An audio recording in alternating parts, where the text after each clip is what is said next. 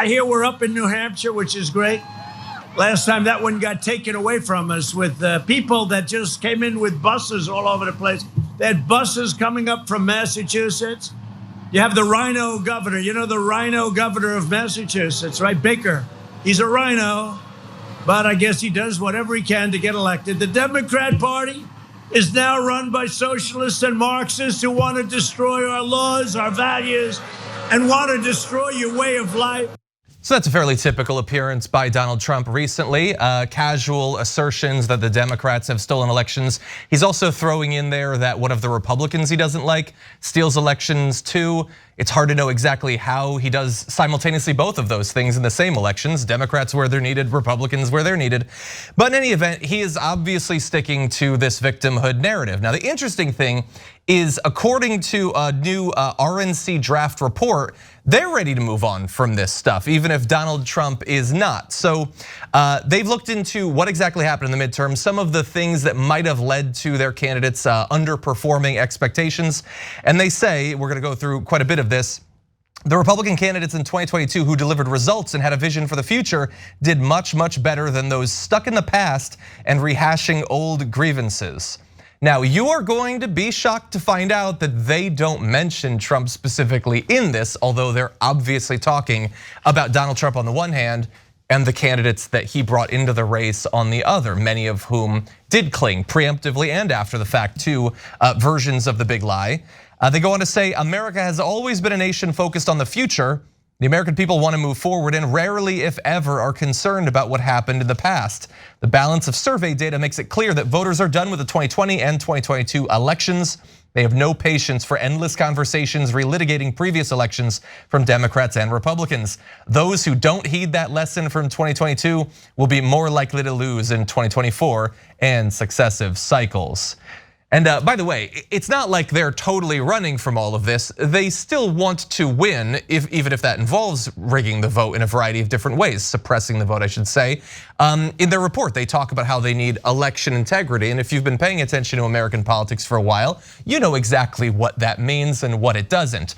But they want the legislature and Congress potentially to sort of focus on that, not the candidates themselves when it comes to rhetoric. So there's definitely a divide here, at least in terms of strategy. I want to start with you, Waz. What do you think about this? Who do you think is going to win in terms of whether they abandon the big lie or not? Trump is going to win because he's still the center of gravity within the party. And so whatever messages he feels like espousing, that's what's going to go over. It doesn't kind of matter what the greater party apparatus or establishment, if you will, wants. Trump's gonna do what Trump wants. And it's part of his sort of branding at this point, right? Like the big lie is like, I'm Trump, I never lose. We're gonna win so big, you're gonna get tired of winning. That like, if with that, sort of motif, you can't admit to having gotten your butt kicked by Joe Biden. So he has to run with the big lie. And even when he says stuff like rhino, you can tell these aren't words that he uses in everyday conversation. He's like, rhino governor, he's a big rhino. It's like, it's just part of what he says now. It's not part of any like overarching theme. It's just what he's so used to regurgitating, so he still does it. But the party establishment can't tell this dude what to do. Yeah, I'm with Waz here. I'm like this idea that Republicans are going to, I don't know, vote for somebody. Like the message for a general and a primary for the Republican Party is so completely different that it almost doesn't matter whatever suggestions come down in terms of a general election, because it's not going to win the candidate a primary. Now you can have someone who pretends to be on the Republican side, pretends to be someone who speaks to the base, and then I guess makes that shift, and then for the general. But as long as Trump is around, that's not going to happen, right? So this is like all of these recommendations, all of these suggestions for what they should be running on. It doesn't ultimately matter as long as Trump is in the race, and Trump's going to do what Trump's going to do, and that's who the base is going to be with it, regardless of whatever external factors are at play. Yeah, really, I'm glad that you mentioned the disparity between theoretically strategy that would work in the primary and strategy that's going to work in the general election, because it definitely feels like this report, like I don't know any of the individuals involved in the writing of this, but it definitely feels like the sort of people that probably really wish that they could move on, not just from the big lie, but from Trump and the MAGA movement and all of that, and just go back to Paul Ryan and those sorts of types. Like, they don't seem to either understand or at the very least like what has become of the Republican base, because I think it probably makes a ton of sense to say, don't be spreading these insane conspiracy theories. Don't be asserting that democracy either is dead or should die. Don't do all of that stuff. You're gonna hurt yourself in the general. But who's gonna follow that strategy if you don't make it to the general when you follow that strategy? So like the incentives going into the race, I think, are all messed up. The stuff that you have to say to stand out amongst a pack of rabid lunatics is very different than the stuff that's gonna help you going up against a centrist Democrat or whatever. But then also the incentives coming out of the race are different. Like generally, I think in the past, except for in the presidency, you would run for office because you want to win that race. But for a lot of these people, that would be cool, I guess, if it happens, but you just say crazy stuff, and whether you go on to win or lose by 20 points, you'll probably get brought onto Fox News and Newsmax and OAN. And even if you lose terribly because of the choices you made, you can just parlay that into a victimhood complex that'll keep you in the media. Kari Lake is a great example of that. If she had been less, like, I almost swore, I'll say bananas, then she probably would be occupying office right now. She didn't win that, but do we think that she really cares? Like, she's still in the big picture to potentially join Trump as VP. She's still constantly being brought onto right-wing media. I'm sure anytime she tries to raise money off of her former base, they're probably more than happy to give it to her. So there's all these competing incentives that I think in theory, the people who drafted this report would be happy to change, but the party isn't up to them. Like, they can give them this report, but they're not the ones actually pulling the strings at the end of the day. Yeah, I feel like this is a playbook you run so long as Trump is still relevant. The second that he's no longer relevant and viable, they'll move on to some other thing. They'll move on to trans hypnosis or some other craziness that the party wants to get involved with. But like, so long as Trump is at the center of gravity within the party, they're gonna go with this voter fraud nonsense, whether it works or not for them. Yeah. And as you mentioned, John, at the beginning, like Republicans are the ones that are rigging the elections with things like gerrymandering. And you could argue Democrats don't talk enough about that. So to have this like other side that are saying, don't talk about a rigged election that, by the way, didn't even happen. But like, it's just such a bizarre world to be living in when Democrats should take the recommendations to talk about this. Like, where's the benefits of all of this election rigging? I don't see it. Like, they rigged these elections allegedly, and they did what they do with it. Like, to lose the house. Exactly. It's absurd. It's stupid. Yeah. Well, look, when you zoom out, it's absurd, like on a macro level, but it's also absurd in individual cases. If people have been pointing out for a long time, the election that put Marjorie Greene into office was an election that supposedly the Democrats rigged. And just, we forgot to take out Green, the one who constantly talks about our deep state of cabal or cable or however she says it. Yeah, it doesn't make any sense. And that's really the thing. It's not. I'm not saying that like no election is literally rigged the real way that word is supposed to operate. But what Democrats do is Republicans do is they make it so that you don't have to rig the vote. You make it so that the vote is kind of what it needs to be, or is largely irrelevant. Like you set up systems, and some of this goes back literally hundreds of years, where it doesn't matter if you have way more voters in an area, like they're gonna limit the number of congressional seats that you get off of it, or they're gonna magnify the conservative rural advantage in the Senate. Even if you overwhelm both of those, then they were able to get a majority in the Supreme Court. Like, there are all these defense measures that make it so that you don't need mules. You don't need to change like an individual vote. You win kind of no matter what. But that's not the sort of rigging that they have a problem with. To be clear too, while they're gonna continue to try to change the law federally if they can, in the states if they can't. For now though, they are, and I think quite intelligently, saying that Republican campaigns must push our supporters to vote early, in person, or by mail. Republicans cannot continue to give Democrats a head start. I have no doubt, by the way, that they're gonna continue to go out and demonize those practices, implying, even though they know it's fake, it's false, that contributes to uncertainty about the results of the election. But it's definitely a good idea to get people to do it anyway. I think a case could be made that Trump could be president right now if he had put as much passion into trying to get his voters to vote early and by mail in 2020, rather than demonizing the practice and telling them that their vote won't count if they do that.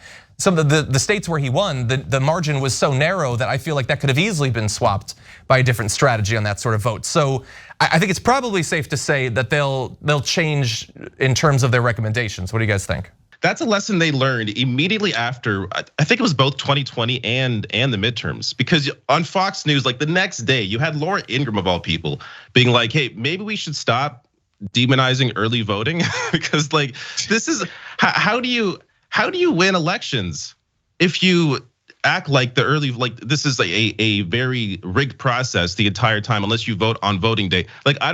I understand from Trump's point of view, he wants to, in case he loses, he wants to say, hey, this vote, you can't trust this vote. But if you want to win, you need people, as many people to vote in whatever way they can. So to demonize that process clearly doesn't help them. But again, as you say, I have no doubt that at least Trump's going to be the one demonizing this stuff again because of the fear that he may lose again. Yeah, and the reason why it's counterproductive is that he's telling his supporters that there's no point in going out and voting because the Democrats have rigged it. Like he's setting up a scenario where he loses. It's self-perpetuating at this point. But again, the alternative would be to admit defeat and failure, which we know somebody with the ego and self-esteem issues of a Donald Trump, he can't bring himself to do that. Yeah. I mean, look, he did it in his own race, and I guess I'll give him some credit for not just sabotaging other people's races, but sabotaging his own reelection. But he definitely did it in Georgia. You might have Senators Loeffler and Perdue right now if he hadn't whined his way into encouraging people not to vote. And to the extent that he doesn't do that more now, we know that he at least in the back of his mind thinks that he might get elected again. But once that hope is gone, and I don't even know if it'll be gone after this race, maybe he thinks that he's gonna run in 2028 or something. Like when he decides that he's no longer needs the Republican Party, he's not gonna need services anymore. Can you imagine how corrosive his effect is gonna be on their chances? The stuff he's gonna say about their politicians, their media, their leaders, it's gonna be absolutely glorious. By the way, also, one super fast note, the demonizing of the early vote, making sure that as many votes come in as possible, has always so obviously run afoul of the insane standard they have for how quickly we should know the results of elections as well. Like they don't want any of that to be tabulated beforehand. They want it all to be done on the day and also within 30 minutes. It's not pizza, it's a national election, dude, like calm down. In any event, if they're hoping that maybe without putting pressure on Trump, he'll change his ways, it's probably not gonna happen. Take a look. So these debates, Nixon and Reagan and Bush number one, others. No, they didn't debate in the primaries. They didn't debate. I mean, seriously, you look at the boards and you see these things, 1%, 1%, 2%, 1%, 3%. And you look at these numbers and we're at 60 and 70%. Why would you do that? You want intelligent people, don't you, to be running your country? But I do look forward to the debate with Joe. No, corrupt. He's rolling it out. Okay, Waz, you seem to enjoy that. What do you think about his approach to the debates this time around? I just love that he will take any opportunity to crap all over his competitors. He's like, look at the polls, 1%, 2%, we're at 60, 70, come on. Why would we debate these people? You want smart, it's just perfect. He cannot, every opportunity to belittle, to insult, whatever, his competitors, he will take it, and it's hilarious. Just the idea that he's calling Joe Biden corrupt, like, he got lazy with Joe Biden. That's the thing about Joe Biden, man. They just don't really hate him enough. He can't even muster the hate to come up with, his own nickname for Joe. He has to transfer the Hillary joint to him. But I'm amused by it. I'm gonna be amused by the Republican primary process. Appointment television. If the debate actually happens, David, what do you think? Yeah, this is the whole idea that Republicans care at all about anything else except for voting for the alpha in the room is just insane. Like this, all Trump has to do is scream and yell and belittle everybody else, and he's got it. The person that wins the Republican primary is the one that throws the most crap, and Trump's got that down. No one's even touching him. And even if they, like, you've seen people like Nikki Haley, attempt to, there's like a leaked memo of her criticizing Trump behind the scenes. Like, she can't even do it to a camera. Like, these people are so afraid of actually putting any punches on Trump. They're done. I mean, he's completely right. They have no shot. And if there are debates, Trump's gonna win them anyways. Like, there's no competition here because Trump has the charisma. He has the ability to grab people. He is a right-wing comedian. So no one else can come close to what he's able to do, at least in terms of who's in the race right now. Maybe if a Tucker jumps in, see what happens. But in terms of who's in this race, Trump has this. Yeah, see, the interesting thing about that is I'm definitely inclined to agree with you that were they to have the debates, and I'm assuming they're gonna want to have them just to draw some sort of interest into the primaries. Because remember, Trump may not need to draw a lot of interest during the primaries to raise money. He can do that independently, but the Republican Party has a lot of other candidates that they would love for people to pay attention to along the way. So I think they're gonna put a lot of pressure on him to do at least one debate.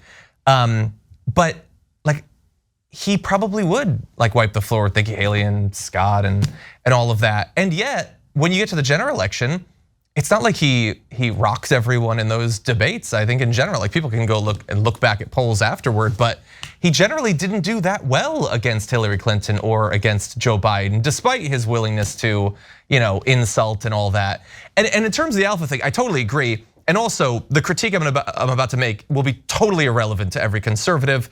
They'll never buy what to me seems like an indisputable case that I'm gonna lay out. What he just said seems like the alpha thing to do. To me, it is the cowardly thing to do. If you are so much stronger and so much better and more charismatic and at better points and you can just rock them, then rock them. Why don't you do that? You'd love to. You clearly like insulting them from a distance when they're not in the room with you. But if you're so good at it, why not do it when they're standing at a podium a few feet away from you? Instead, he's saying, why would I risk being in the room with them when I'm already winning? I might lose if I were to debate them. It is a move of cowardice and complete lack of confidence in his debating skills. And yeah, I'm sure that this is pointless. No conservative is gonna read it that way. What do you guys think? I don't think you have to be worried about him not showing up because they're gonna put these debates on. And if a bunch of people get on TV, draw a mass audience and use the opportunity to crap all over Trump, I bet you he will be at the next one. Like, he's not gonna allow for these guys to steal all the oxygen and attention and use it as an opportunity to, basically denigrate his presidency and, the legitimacy of his candidacy. Like, he's not gonna let people go on TV with mass audiences and just kill him without him having any way to defend himself or be better. Like, Donald Trump wants to be on TV, and he wants to be on TV crapping all over these people. He's gonna be at those debates, I promise you. And if I'm remembering correctly, wasn't there a debate that he skipped back in 2016? I think with Megyn Kelly, and he was fine. It didn't really, he won, so it clearly couldn't have impacted him too much. So even if he's not in these debates, I don't think it really matters. That said, though, there's no reason not to be in them if they're happening. He won the previous debates, and in at least in terms of Republicans. But as you said, John, like, when it comes to a general, he's actually forced at that time to answer real questions. Like, so when he's forced to answer real questions about, I don't know, important issues as opposed to whatever garbage they're talking about on the right, then that's why he's not able to perform as well. Even though he's fine, he was fine. He wasn't a complete mess, but he's not able to do as well in those real debates in the general because he has to actually talk about real issues. But when it comes to a Republican primary, again, I don't think it matters if he's in them or not. He's going to win regardless, but it won't hurt him, I think, to be in them. Maybe, we'll see. In terms of his ability to answer the substantive questions, everyone should definitely Google his response to a question about the nuclear triad. It's one of my favorite debate answers ever. He had no idea what he was talking about. But in any event, we'll have to see. Will we have Republican debates? We won't apparently have Democratic primary debates. Maybe those two guys will meet up once or twice for general elections. So what could be potentially a series of opportunities for Americans to see potential leaders grappling with the biggest crises, biggest issues facing America. Instead, they're probably all gonna run for the hills, and that certainly doesn't benefit regular people. Thanks for watching the Young Turks, really appreciate it. Another way to show support is through YouTube memberships. You'll get to interact with us more. There's live chat emojis, badges. You've got emojis of me, Anna, John, JR, so those are super fun. But you also get playback of our exclusive member-only shows and specials right after they air. So all of that, all you gotta do is click that join button right underneath the video. Thank you.